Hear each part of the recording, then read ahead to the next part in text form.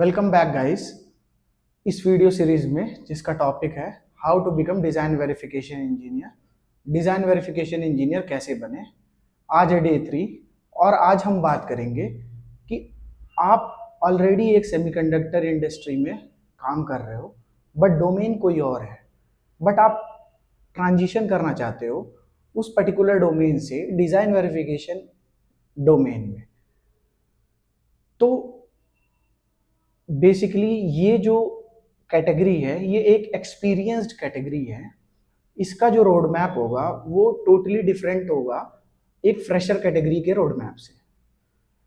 तो आज इस वीडियो सीरीज में हम इसी के ऊपर चर्चा करेंगे। तो मान लीजिए आप ऑलरेडी एक सेमीकंडक्टर इंडस्ट्री में काम कर रहे हैं, जैसे कि RTL, FPGA, embedded, firmware, validation, DFT या फिजिकल डिजाइन, एंड आप सोच रहे हैं कि क्या मैं डिजाइन वेरिफिकेशन में स्विच कर सकता हूं, तो उसका जवाब है बिल्कुल हाँ। लेकिन एक कंडीशन है, आपको इस पर्टिकुलर जर्नी में आगे बढ़ने के लिए एक अपना खुद का सही रोड मैप चूज करना बहुत इंपॉर्टेंट। आज की इस वीडियो में हम डिस्कस करेंगे कि अगर आप किसी दूसरे सेमीकंडक्टर डोमेन में हैं एंड आप सोच रहे हैं कि डिजाइन वेरिफिकेशन में स्विच करना, तो हम कैसे करें। तो पिछले वीडियोस में हमने डिस्कस किया था कि अगर मान लीजिए आप एक बीटेक के स्टूडेंट हैं और डिजाइन वेरिफिकेशन में कैसे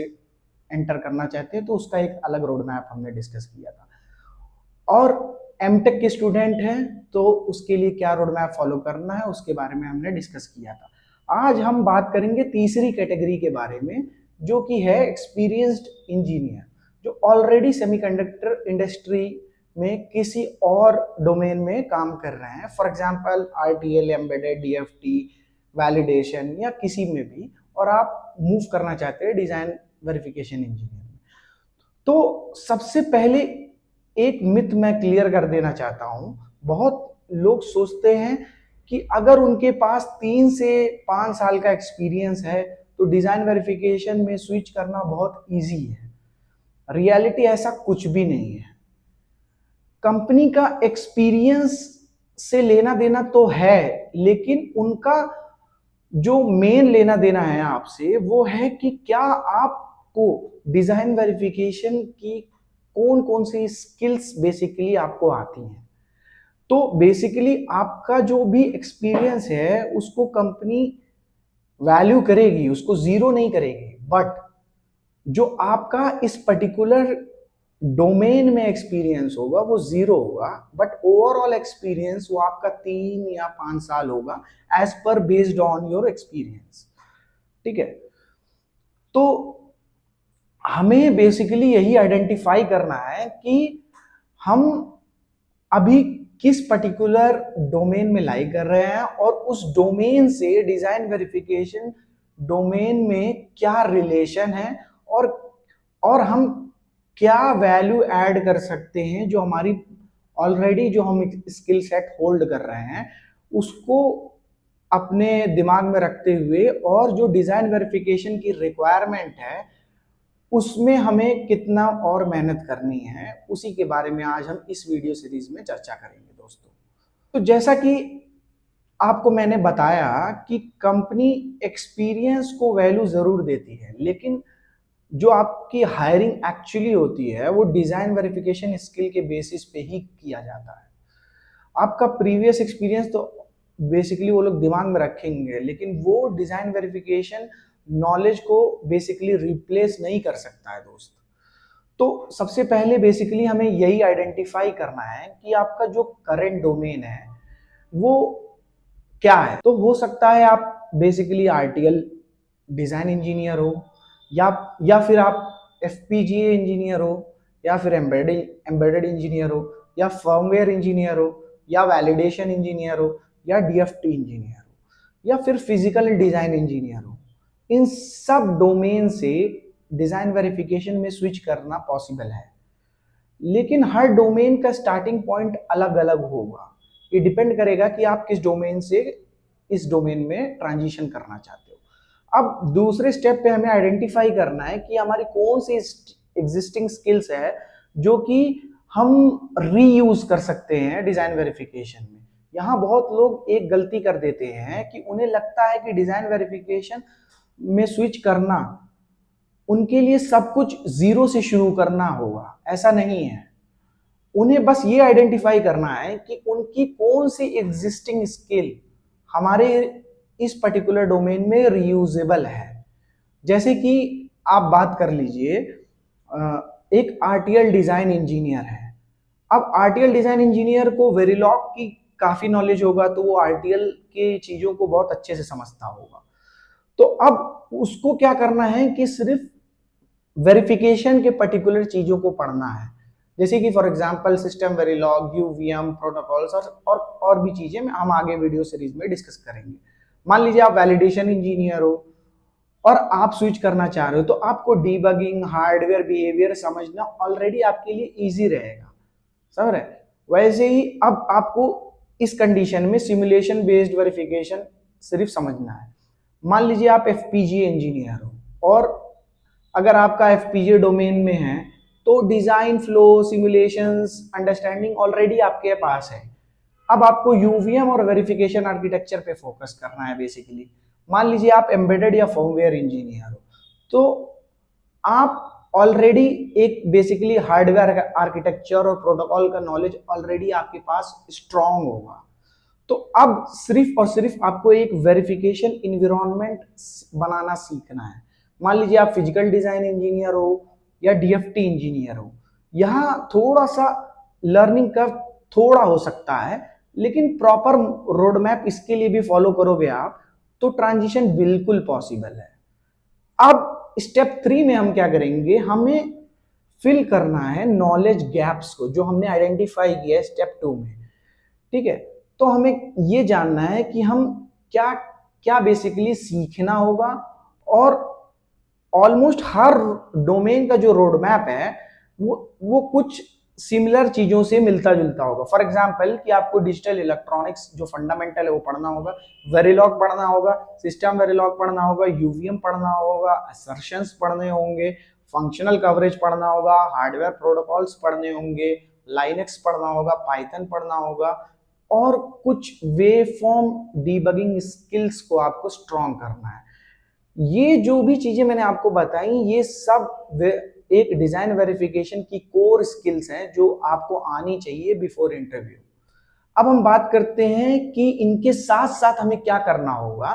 कि देखो ये सब चीजें तो तुम सीख गए हो, बट अभी क्या है कि आपको ये सारी चीजें सिर्फ ऑनलाइन कोर्सेस या कुछ कई प्लेटफॉर्म से आपने स्टडी कर लिया वो इनफ नहीं है। कंपनी का रिक्वायरमेंट क्या है कि आपको कुछ एक प्रैक्टिकल प्रोजेक्ट आपने कुछ इंप्लीमेंट किया अपने तरफ से, एक छोटा मोटा भी चलेगा, ठीक है, बट आपको एक पूरा प्रॉपर प्रोजेक्ट इंप्लीमेंट करना आना चाहिए। उससे क्या होगा, आपकी जो भी ये टेस्ट बेंच के आर्किटेक्चर का जो भी ओवरऑल फ्लो है वो समझ में आ जाएगा। साथ ही साथ आपको कई सारे ऐसी चीजों के बारे में भी मालूमात होगी जो आप थ्योरी में मिस आउट कर सकते हो, और जो थ्योरी है उसको आप रिलेट करोगे इन्हीं सब प्रैक्टिकल प्रोजेक्ट्स को करते हुए, ठीक है। और ये आपके बेसिकली रिज्यूमे में एक एड ऑन एडवांटेज होगा कि आप मेंशन करोगे कि हमने एक प्रैक्टिकल प्रोजेक्ट इंप्लीमेंट किया है ये सब चीजों को पढ़ने के बाद। जैसे कि फॉर एग्जांपल मान लीजिए आप क्या कर सकते हो कि एक फीफो का डिजाइन उठा लो और उसको वेरीफाई करो, ठीक है, ये छोटे लेवल पे है बेसिकली। एपीबी का डिजाइन उठा लो, वेरीफाई कर लो, एएक्सआई का डिजाइन उठा लो, वेरीफाई कर लो, अगर डिजाइन नहीं है तो ब्लैक बॉक्स बना के वेरीफाई कर लो, यूआर्ट का वेरिफिकेशन कर लो, असर्शंस कर लो, फंक्शनल कवरेज कर लो। अगर अगर और आपके पास पॉसिबल है तो ये जो भी वेरिफिकेशन आप कर रहे हो इन सब को बेसिकली आप अपने गिटहब पे एक रेपो बनाओ और उन सब पे पुश करते जाओ। तो ये बेसिकली आपका फ्यूचर प्रोस्पेक्टिव और इंटरव्यूज के लिए रेफरेंस होगा, और आप अपने रेज्यूमे में ये चीज मेंशन आउट कर सकते हो कि मैंने इस पर्टिकुलर चीज का वेरिफिकेशन किया है जिसका गिटहब रेपो ये है। तो ये भी एक स्टैंड आउट करेगा आपके रेज्यूमे में।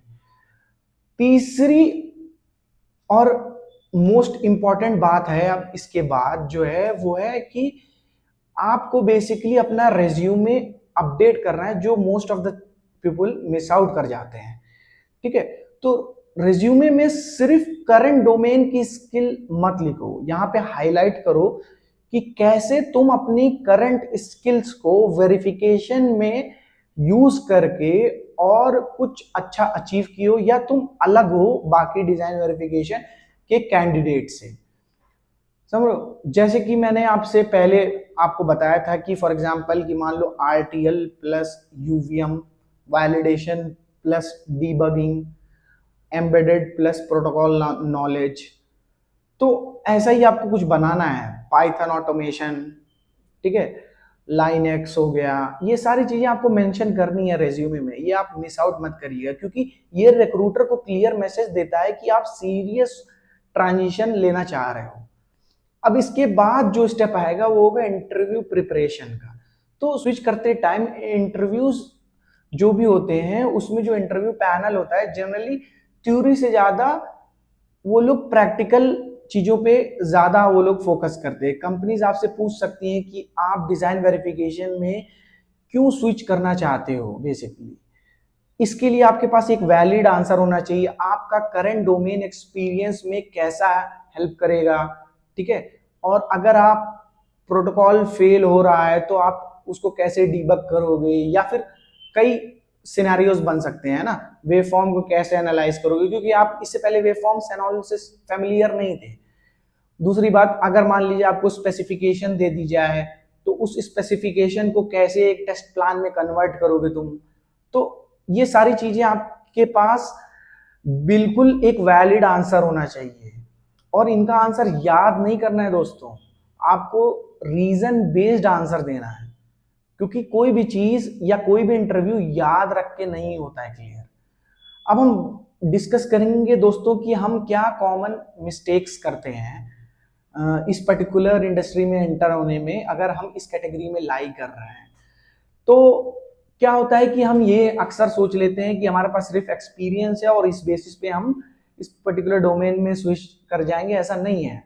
ठीक है, यूवीएम सीख लिया ये लेकिन प्रोटोकॉल नहीं आता है, रिज्यूमे अपडेट नहीं किया, प्रैक्टिकल प्रोजेक्ट्स नहीं किए, सिर्फ थ्योरी किया, या अपने करंट जो भी हमारा एग्जिस्टिंग एक्सपीरियंस है उसको अंडर एस्टिमेट करना। याद रखिए दोस्तों, आपका जो करंट एक्सपीरियंस है वो आपकी सबसे बड़ी स्ट्रेंथ है, उसको डिजाइन वेरिफिकेशन में कैसे आपको बेसिकली कनेक्ट करना है वो आपको सोचना होगा दोस्तों। तो अगर मान लीजिए कि फॉर एग्जांपल मान लीजिए कि आप पहले से ही इस पर्टिकुलर इंडस्ट्री में हो, काम कर रहे हो और इस पर्टिकुलर में ट्रांजिशन चेक करना चाहते हो, तो इसका कोई शॉर्टकट नहीं है, लेकिन एक वेल स्ट्रक्चर्ड प्रिपरेशन करोगे तो आपका जो एक्सपीरियंस होगा वो बेसिकली इस पर्टिकुलर डोमेन में हेल्पफुल होगा। ठीक है, और आप एक बात जरूर नोट करना कि एक्सपीरियंस जो है आपका वो आपको इंटरव्यू तक तो ले जाएगा, लेकिन जो डिजाइन वेरिफिकेशन इंजीनियरिंग की जो स्किल सेट है वही आपको ऑफर दिलाएगी। ठीक है, तो दोस्तों बेसिकली मैं ये चाहता हूं कि आप कमेंट करें, जरूर बताएं हमें कि आप किस डोमेन में लाई करते हो, आरटीएल डिजाइन में हो, एफपीजीए में हो, एम्बेडेड में हो, फर्मवेयर में हो, वैलिडेशन में हो, डीएफटी में हो, या फिजिकल डिजाइन में हो। अगर आप डिजाइन वेरिफिकेशन में स्विच करना चाहते हो तो कमेंट करिए और हमें बताइए कि आप किस डोमेन से बेसिकली लाई कर रहे हो। कमेंट करना मत भूलिएगा, डोमेन स्विच।